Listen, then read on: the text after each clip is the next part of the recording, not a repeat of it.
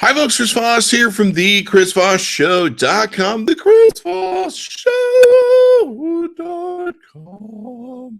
You think I'd have like a orchestra conductor, like, make that into a symphony? The Chris Voss Show opera. You go to see that when you're on Broadway. Seriously, though. But today is Top 10 News Day. So it's, March 2nd, 2015, the year of whatever you want to call it. And we've got some news for you. Just a couple things here. 4, 5, 6, 7.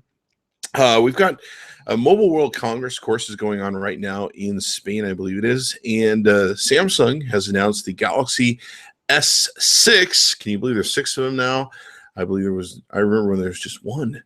And the Galaxy 6 Edge. So that's come out on the marketplace from Samsung. So very cool. I really like the Edge and how it looks. It has the edge going around both sides instead of one side this time. And I think it's a much more beautiful looking product. And very cool. I looked at the Edge before, and I liked how it was. It was interesting. It was, down the side, it had like a menu thing where you could take and do stuff. This is going to be more cool where it's completely rounded. I think it's a beautiful design. The Samsung Galaxy S6, of course, is doing what I've always wanted Samsung to do, actually, for a while. Go to more hardware-based improvements. Now, they've certainly excelled and innovated when it comes to software and putting them on their phones and stuff on their phones that no one else was doing back in the day. But now they're really kind of trying to get back to where Apple is, where they just build good hardware. They've dialed back some of the software.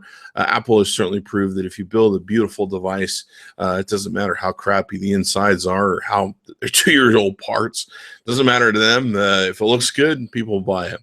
So they've foregone several different things. They've foregone the SD card where you can expand the memory, but they did give you 128 gigabytes of memory inside the Samsung Galaxy S6.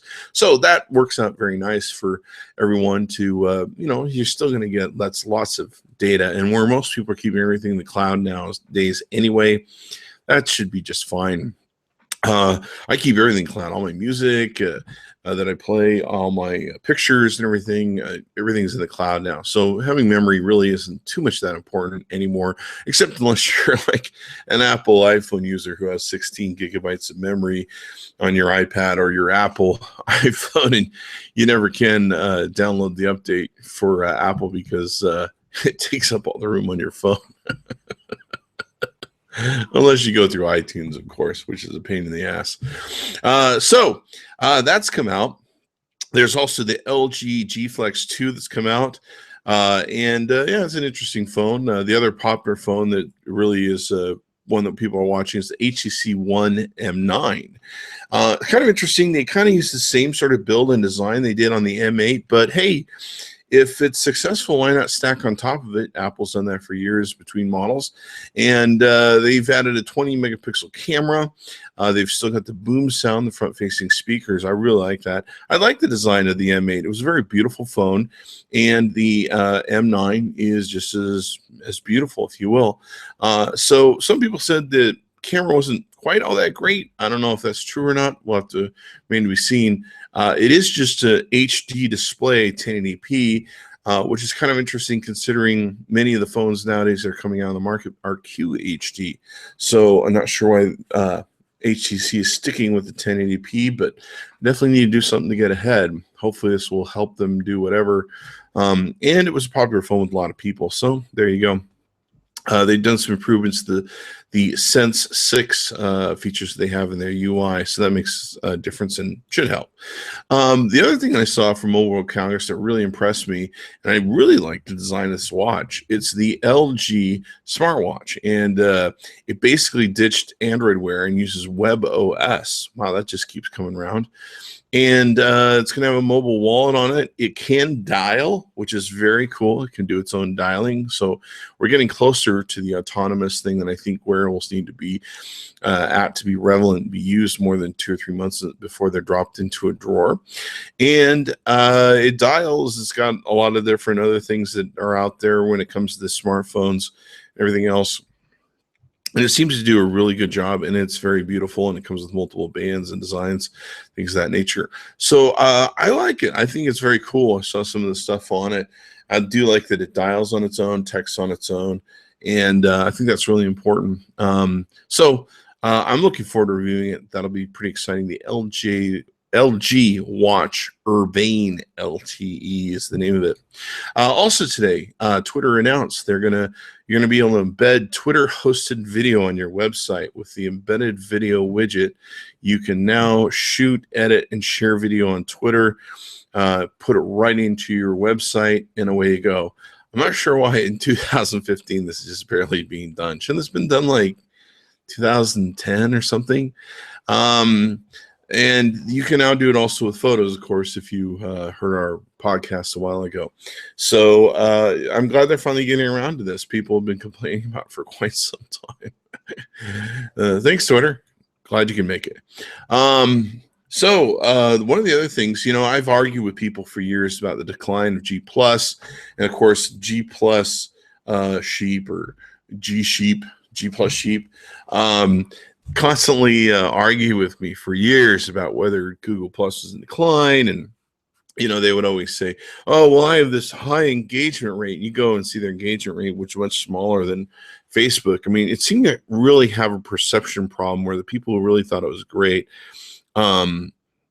really didn't. It really wasn't that great for them, and for the fact of the matter, it was great for them because they're putting an incredible amount of effort to it, making it their exclusive point of broadcasting. There's some very top people that, yes, did very well with the platform, rock it and kill it every time they post a photo. But for the most part, most of the people who argue with me didn't have a leg to stand on. And so for years, we argued over it. Turns out I've been right for years, which I usually am in most cases. I usually don't spend a lot of time stomping up and down that I'm right about something without putting some thought into it and study. So Google Plus is being broken up kind of into two. Bradley Horowitz is one of the existing VPs of the product, says he's taking over responsibilities for the new services, which are going to be called Photos and Streams.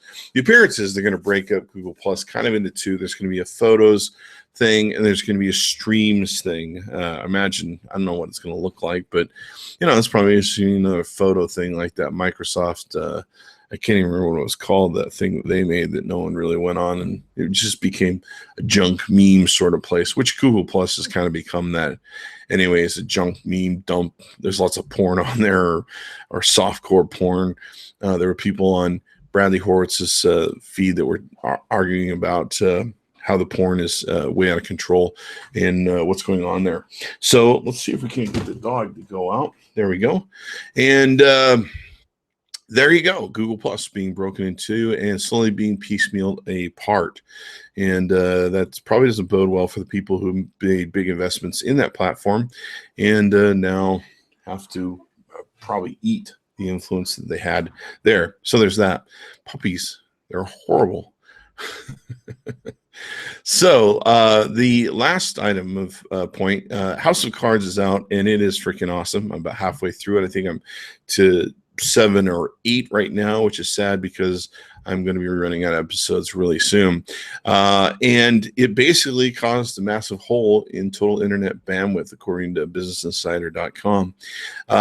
They normally eat up with Netflix a 30% part of the internet, of all internet bandwidth in the US. 30% is Netflix, which is it's pretty huge when it comes down. There's a lot of people watching a lot of darn movies. So I guess basically there's been an increase to nearly 45% of the total internet bandwidth over Sunday, when people sat down and really, I guess, did some binge watching, like I did, guilty of House of Cards. So it's pretty interesting as to it's pretty interesting as to how much bandwidth that takes up, and it proves the point that people will binge. One thing that was one thing I'd like to see is some disruption to the models that Hollywood uses. I mean, why give me 12 episodes if you know I'm going to binge through them? Can you give me 24 and get more advertising out of that? Squeeze somehow to make that whole thing work or something? I don't know. It'd be kind of cool to have more episodes that you can binge off of. That would certainly be nice, where you don't have to wait, I don't know, a whole year for another set of episodes. But what do I know? I don't run Hollywood. I'm just the guy watching 45% of the internet. So there you go. The top tech news of the day. I don't have any products before me that I want to take and review. I will be doing some giveaways I think we need to catch up on. So be sure to watch the YouTube channel. Give us a like, subscribe to us.